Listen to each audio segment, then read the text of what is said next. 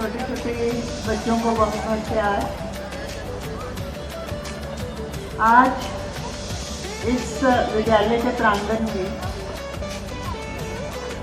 जितने सुंदर ढंग से प्रस्तुति दी गई, चाहे वो कार्यक्रम है बच्चों के द्वारा, चाहे वो स्टेज की कंपेयरिंग है जो बच्चे कर रहे हैं, चाहे टीचर्स के द्वारा की गई मेहनत उन बच्चों को तैयार करवाने में, किसी भी जगह पर जब मैं निगाह डाल रही हूँ, देख रही हूँ, तो यही दिखाई दे रहा है कि यथा नाम तथा गुण। जैसा इस विद्यालय का नाम है जिसमें एक्सीलेंस वर्ड है, वही एक्सीलेंस हर पहलू में दिखाई दे रही है। चाहे वो कोई भी प्रबंध हो, कोई भी अरेंजमेंट हो, टीचर्स के द्वारा अपने आप को और ज़्यादा सीखने की और बढ़ने की लालसा हो। आपने अभी भी देखा कि टीचर्स को अवार्ड दिया गया क्योंकि वो भी अभी सीख रहे हैं और सिखा रहे हैं। यही एक बात होती है जो किसी भी स्कूल को, किसी भी इंस्टीट्यूशन को, किसी भी घर को, किसी भी देश को आगे बढ़ने में मदद करती है। जब हम सीखना बंद कर देते हैं तो हमारी जिंदगी समाप्त हो जाती है। एक छोटी सी बात मैं पेरेंट्स के साथ करना चाहूँगी कि आप बहुत लकी हैं, बहुत भाग्यवान हैं कि आपके बच्चे ऐसे स्कूल में पढ़ रहे हैं। और ये सिर्फ कहने के लिए नहीं कह रही हूँ, क्योंकि यहाँ जो भी गेस्ट आते हैं वो तारीफ करते हैं, लेकिन मैं सच्चे दिल से इस बात की तारीफ कर रही हूँ और आप भी इस बात को महसूस कर रहे होंगे कि ये सिर्फ शब्द नहीं है, ये भावनाएं हैं जो मेरे शब्दों के माध्यम से आप तक पहुँच रही हैं। तो बात मैं कर रही थी कि भगवान को हम सब मानते हैं, चाहे वो वाहेगुरु के रूप में हो, चाहे वो अल्लाह के रूप में हो, चाहे राम के रूप में हो, किसी भी रूप में हम भगवान को मानते हैं। तो भगवान ने जब सोचा कि मैं इस सृष्टि को बनाऊं, उन्होंने पेड़ बनाने की बात सोची, पौधे बनाने की बात सोची, तो उन्होंने ज़मीन से बात की। तो ज़मीन पे वो पौधे उगे, पेड़ उगे, ये सृष्टि बनी। जब उन्होंने सोचा कि मैं पानी के जीव बनाऊं, तो उन्होंने पानी से बात की, समुद्र से बात की, नदियों से बात की, तो सारे जल जीव बने, पानी में रहने वाले जीव बने। लेकिन जब उसने सोचा कि मैं अपने आप को कैसे बनाऊं, मैं अपना ही रूप कैसे बनाऊं, तो उसने इंसान बनाया। आप इस बात को महसूस कर सकते हैं कि इंसान में भगवान है। हम ये बात बड़े आम तौर पे इस वाक्य का प्रयोग करते हैं कि हर इंसान में भगवान है, और वो इसीलिए है क्योंकि भगवान ने इंसान को अपने रूप में बनाया।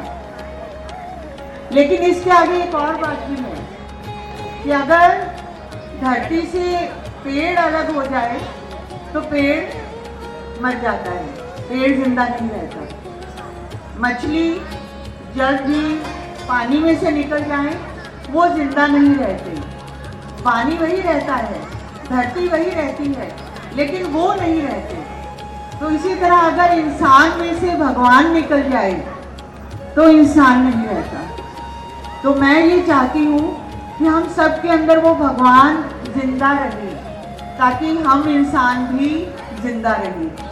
अब भगवान का मतलब ये नहीं है कि मंदिर में जो भगवान है उसको हम यहाँ उसका वर्णन कर रहे हैं। मंदिर का भगवान नहीं है। भगवान वो है जहाँ हर चीज़ में एक ईमानदारी है, जहाँ जो हम कह रहे हैं वही हम कर रहे हैं, वो भगवान है। जहाँ हम अपने बच्चों को संस्कार दे रहे हैं, वो भगवान है। अगर हम इन्हीं संस्कारों को खत्म कर दें तो हमारी ज़िंदगी नहीं रहेगी, हम अच्छे इंसान नहीं रहेंगे। शरीर रहेगा लेकिन वो गुण उसके अंदर नहीं रहेंगे। तो कोशिश यही रहनी चाहिए हम सबकी कि अपने बच्चों को हम वो संस्कार दें जो हम चाहते हैं कि हमारे बच्चे एक अच्छे नागरिक बने, अच्छे इंसान बने, एक अच्छे देश के लिए कुछ करने का जज्बा रखने वाले नागरिक बने। तो छोटी छोटी बातों से इसकी शुरुआत हो सकती है। बच्चों को अपने नाना नानी के पास, दादा दादी के पास, घर में जो भी बड़े हैं उनके पास बैठने का समय दीजिए। उनको कहिए कि वो उनके पास बैठें, क्योंकि उनसे जो मिलेगा वो और किसी से नहीं मिल सकता। और जब वो नहीं होंगे तब हम इस बात की कमी को महसूस करेंगे कि हमारे बच्चों ने क्या खो दिया। दूसरी बात, बच्चों की बात को समझना। हम अक्सर बच्चों की बातों को समझ नहीं पाते क्योंकि हम ये सोचते हैं कि हम ठीक हैं, हम बड़े हैं, हमें पता है क्या ठीक है क्या गलत है। इसके लिए एक छोटी सी बात आपको बताती हूँ। आज छोटे बच्चों का प्रोग्राम था। अब उन बच्चों को काउंटिंग सिखाई जाती है। टीचर ने काउंटिंग सिखानी थी, उसने क्या किया, बच्चे को एप्पल दिए, सेब दिए, 1 एप्पल, 2 एप्पल, 3 एप्पल। तो उसे पूछा तुम्हारे पास अब कितने एप्पल हैं, कितने सेब हैं? बच्चा कहते हैं 4। अब टीचर को थोड़ा लगा कि शायद मैं समझा नहीं पाई, तो उसने फिर से कहा कि बेटे मैंने आपको 1, 2, 3 एप्पल दिए, तो आपके पास कितने एप्पल हैं? 1 लो, दूसरा लो, तीसरा लो, कितने हो गए? उसने फिर कहा 4। अब टीचर है, उसने और सोचा कि कैसे मैं इस बात को ठीक करूं, बच्चे को कैसे समझाऊं। तो उसे याद आया कि इस बच्चे को स्ट्रॉबेरी पसंद है, कोई और फ्रूट पसंद है। तो उसने वो कहा कि मैं तुम्हें 1 स्ट्रॉबेरी दे रही हूँ, 2 दे रही हूँ, 3 दे रही हूँ, तो कितनी हुई? उसने बोला 3। अब टीचर बड़ी खुश हो गई कि मैंने इसको समझा दिया कि काउंटिंग कैसे करनी है, 3 का मतलब 3। लेकिन उसने फिर जब पूछा सेब कितने हुए, उसने फिर कहा 4। अब तो एक ऐसी सिचुएशन आ गई कि टीचर को समझ नहीं आ रहा था कि वो क्या करे। असल में हुआ ये था कि 1 सेब बच्चे के बैग में भी था, जो टीचर को पता नहीं था कि इसके पास 1 सेब है। बच्चा अपनी जगह ठीक था, लेकिन टीचर उसे गलत समझ रही थी। यही बात हमारे सबके साथ हो जाती है कि हम बहुत बार दूसरे के पर्सपेक्टिव को, दूसरे के नज़रिए को नहीं समझ पाते, क्योंकि हम ये समझते हैं कि हम बिल्कुल ठीक हैं। तो टीचर से, पेरेंट्स से यही एक रिक्वेस्ट करना चाहूँगी कि कोई भी जजमेंट देने से पहले, कोई भी रूल लागू करने से पहले, कुछ भी बच्चे को समझाने से पहले उसकी बात को सुनना ज़रूरी है। अपने बच्चे जब स्कूल से घर आए, उनकी बातें सुनिए। उनको ये ना कहिए कि अभी टाइम नहीं है, अभी मुझे ये काम करना, अभी वो काम करना है। इसके लिए एक 7-7-7 रूल है, वो मैं आपको बड़े शॉर्ट में बता देती हूँ। फर्स्ट 7 जो है वो 7 मिनट्स हैं, जो आपने सुबह के वक्त अपने बच्चे के साथ बिताने हैं।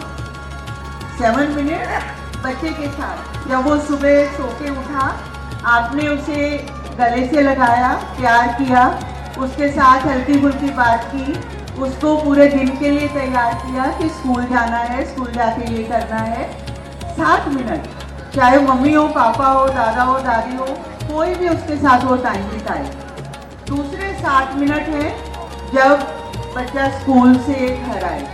अगर आप उस वक्त घर पे नहीं है, जॉब में है, तो शाम को।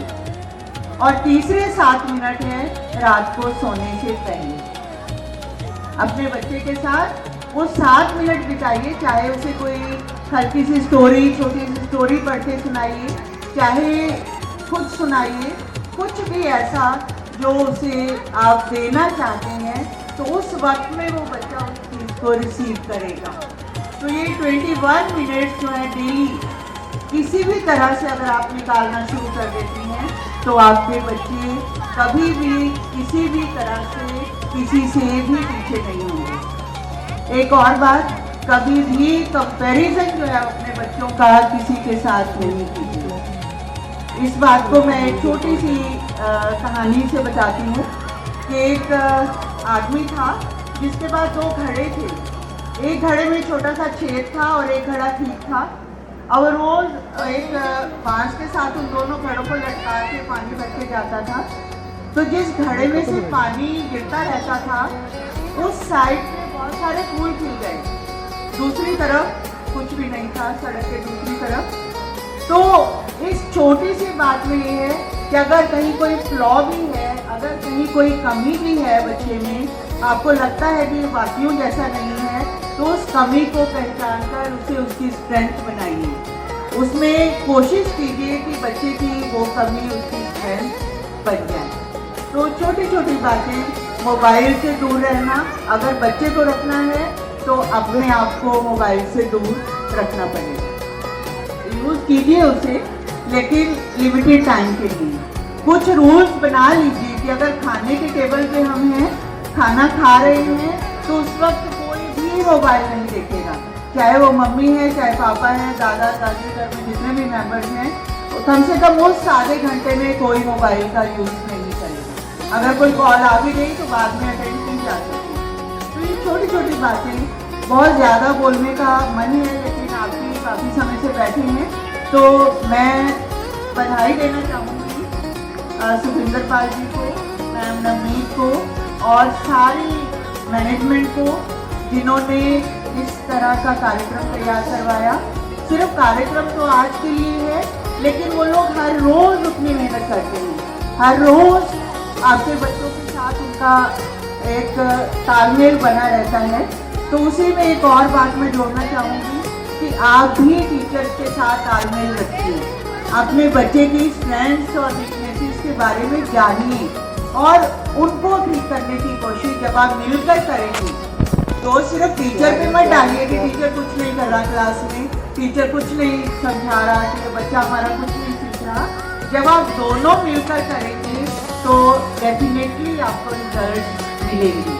तो पीटीएम पे आइए, जब भी पीटीएम होती है टीचर से मिलिए, और टीचर से मैं ये कहूँगी कि बच्चे के बारे में पूरी रिपोर्ट वो पेरेंट्स को दें कि आपके बच्चे का ये है। ये नहीं कहें कि बहुत अच्छा चल रहा है, बहुत अच्छा चल रहा है इज नो कमेंट, कि आप बहुत अच्छा चल रहा है, बहुत अच्छा कर रहे हैं, ये कोई बात नहीं है। आप उस बच्चे में जो भी खासियत है, जो भी उसकी उपलब्धि है, जो भी उसमें कमी है, उसके बारे में डिस्कशन कीजिए, उसको ठीक करने की कोशिश कीजिए। तो आप सभी को फिर से एक बार बहुत बहुत बधाई, बहुत बहुत आशीर्वाद कि आप सभी खुश रहें, स्वस्थ रहें और ये स्कूल दिन दुगनी रात चौगुनी उन्नति करता रहे।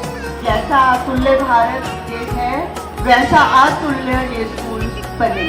इन्हीं शुभकामनाओं के साथ थैंक यू।